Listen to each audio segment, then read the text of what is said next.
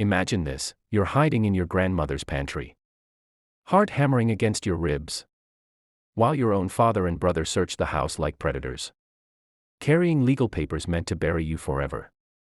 The man who raised you isn't here for reconciliation. He's here to finish destroying the son he framed for stealing from the family business. But what he doesn't know is that the one person he underestimated has been watching everything. And the truth she's been hiding will burn their perfect world to the ground. If you've ever been betrayed by the people who were supposed to protect you, this story is going to hit you in the chest. Stay with me.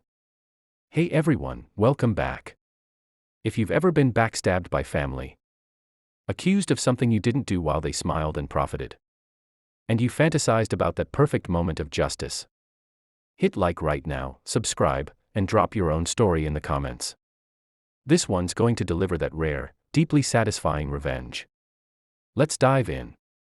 My name is Ethan. For most of my life, I thought loyalty meant working harder than everyone else and never asking for credit. I was wrong. The day it all came crashing down started with the smell of fresh bread and lavender in my grandmother's old house. I had shown up unannounced, needing the one place that still felt like home. The second she opened the door, her face went ghost white. No smile. No warm hug. Just trembling fingers grabbing my wrist. Get inside. Hurry. Hide right now. Before I could even process it, she shoved me behind the heavy pantry door. My back pressed against shelves of canned peaches and flour. My heartbeat was so loud I was sure it would give me away. The warm, comforting scents of her kitchen were suddenly tainted by raw fear. Then came the crunch of gravel under heavy tires. My father's truck. His boots hit the porch like Judgment Day. The front door creaked open without a knock. "Dad," he called out in that calm, calculated voice he used when he wanted something. "I know she comes here sometimes." Grandma's breathing shook, but her voice stayed steady. "She's not here." He laughed, that low, knowing laugh that always made my stomach twist. "You've never been good at lying." Through a narrow crack in the pantry door, I watched him stride into the kitchen like he owned the place. My older brother Mason followed, carrying a thick manila envelope. The same kind the family lawyers used when they wanted to end things. 6 months earlier, my father had publicly accused me of stealing from the company. No real evidence. Just his word. And in our world, his word was law. Mason backed him completely, calling me a thief to anyone who would listen. Relatives ghosted me. Childhood friends crossed the street to avoid eye contact. My career, my reputation, everything I had quietly built while keeping the business running, vanished overnight. I was the quiet son. The one who arrived first, stayed late, fixed problems no one else saw. Mason was the golden boy who took the spotlight and my ideas. Dad praised Mason's leadership when things succeeded and blamed me when they didn't. I told myself it was the price of being the dependable one. Grandma saw it all. She never argued at family dinners. But afterward she'd squeeze my hand and say, "People who steal your voice eventually fear the day you speak." Now, hiding there, I realized this wasn't a family visit. Dad wasn't looking for his mother. He was hunting me. The envelope in Mason's hands meant they thought they were minutes from sealing my fate forever, probably. Papers that would force me to admit guilt and disappear quietly. I watched Dad casually open cabinets he had no business touching. Glance into rooms, brush his finger across an old family photo on the mantel. Every move was designed to intimidate. "You've always protected him," he said to Grandma. "You spoiled that boy." Grandma stood firm, hands folded in her apron. I loved both my grandsons. Mason gave a soft, poisonous laugh. Not equally. That laugh carried years of resentment.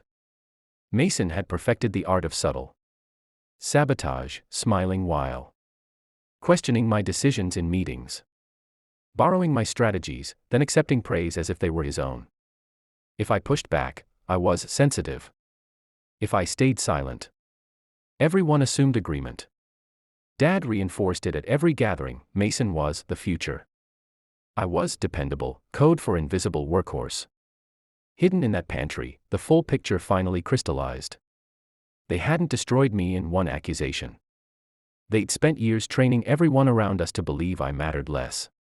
So when the theft claim came, no one questioned it. Dad slid papers across the kitchen table. If he shows up, have him sign these. It's the only way to avoid court. He wasn't offering peace. He wanted my signature to make his lies permanent. For the first time, something shifted inside me. I stopped thinking about proving him wrong. I started thinking about letting him prove himself. Grandma waited until the truck's engine faded down the road. Only then did she open the pantry door. Without a word, she placed a small wooden box on the table. Inside, labeled flash drives, handwritten notes, dated bank statements, copies of emails. She had suspected the missing money wasn't stolen by me. It had been moved by someone who thought no one was watching. I've been waiting, she whispered. For the day you were ready to stop defending yourself and start showing the truth. As I reviewed the evidence, rage gave way to calm clarity. I wasn't going to storm in yelling. People like them thrived on emotional reactions, those could be dismissed. Cold, documented facts could not. Over the next 2 weeks, I treated that box like a professional audit. My accounting background and certification let me see the patterns others missed: transfers, altered ledgers, authorizations under Dad's name, records Mason had helped prepare. Grandma's notes filled the gaps. Deleted emails were recovered. I didn't go public. I quietly met with a respected attorney who had done compliance work for the company. After reviewing everything, he simply said, "This deserves a full independent forensic examination." That was the spark. The investigation began discreetly through proper legal channels. No drama. No accusations from me. Just professionals doing their job. 4 weeks. Dad and Mason carried on as usual, chairing meetings with smug confidence. Talking expansion. Completely unaware that every record was being cross-checked against bank statements and emails. Then the report dropped like a silent bomb. The missing funds had never touched my accounts. Every trail led back to transactions authorized by my father and concealed with Mason's help. Their signatures, their emails, their alterations. I wasn't even at the office when the board called the emergency meeting. My phone rang later. An old coworker said only, "They finally know the truth." I thanked him, hung up, and sat on Grandma's porch watching the sunset paint the fields in gold and crimson. No shouting. No gloating. Just the quiet satisfaction of silence finally working for me. Instead of protecting their lies, build tension with slower pacing, vivid descriptions. The fallout was swift but quiet at first. Dad resigned before the board could force him out. Mason vanished from the office almost immediately. The empire they built on deception began crumbling under its own weight. Relatives who had shunned me suddenly reappeared with excuses. "We were misled. We always hoped you were innocent." I listened politely. But I no longer carried the burden of making them feel comfortable. Their fear of Dad had silenced them. Now the truth silenced their excuses. Former coworkers reached out. Some genuinely apologized. Others admitted they'd suspected the story but were too afraid to speak up. Their honesty meant something, it showed how power like my father's could intimidate good people into silence. The company offered my old position back with a public statement clearing my name. I accepted the statement. But I declined the job. Some places are better left in the past. Returning would have chained me to the very system that treated my integrity as disposable. The real victory wasn't the resignation or the cleared name. It was internal. For years, I had measured my worth by whether Dad respected me. When the truth emerged, I finally saw that chasing his approval had been the real theft. Stealing years of my life. The day you stop waiting for permission from people who refuse to value you is The day you start living for yourself. Expanded emotional depth, internal monologue, flashbacks. Let me take you back for a moment. Family dinners at Dad's house. The long oak table. Laughter that always felt slightly off when it involved me. Mason presenting one of my strategies as his own while Dad beamed. Me sitting there, biting my tongue, convincing myself it was fine. Grandma across the table, catching my eye with that knowing look. She had been gathering evidence for over a year, quietly, methodically. Because she knew confrontation wouldn't work with men like them. Her love wasn't loud. It was strategic. Protective. The kind that waits for the right moment. During those 2 weeks of preparation, doubt tried to creep in. Late nights reviewing documents. Heart racing as I imagined the confrontation that never came. What if they twisted this too? What if the board protected them? But every new piece of evidence strengthened my resolve. This wasn't revenge in the explosive, cinematic sense. It was justice served cold through systems they thought they controlled. Escalation and turning point. The board meeting must have been brutal. I can picture it. Dad's face shifting from confidence to shock as the forensic accountant laid out the timeline. Mason trying to interrupt, only to be silenced by irrefutable records. The room filling with the weight of betrayal exposed. No shouting from me. Just the quiet power of truth arriving exactly when it was ready. Just like Grandma always said. Climactic build-up. I wasn't there, but the stories trickled back. Dad's resignation letter. The way Mason avoided eye contact with anyone afterward.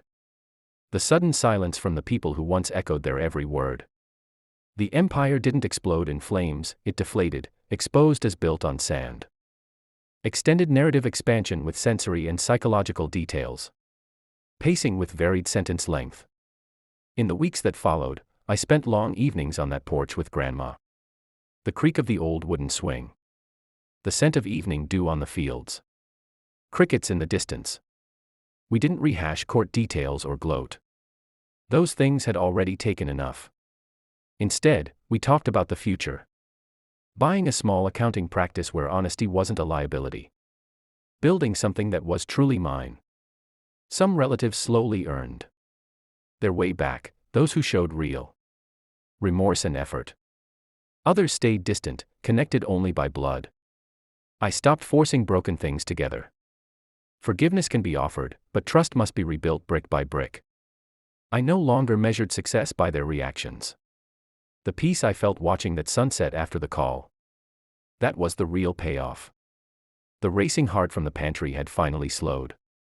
The clenched fists of betrayal relaxed. Continue expanding with more internal reflections. Flashbacks to specific family moments. Detailed descriptions of emotional shifts. How the quiet strategy felt empowering compared to direct confrontation. The psychological liberation.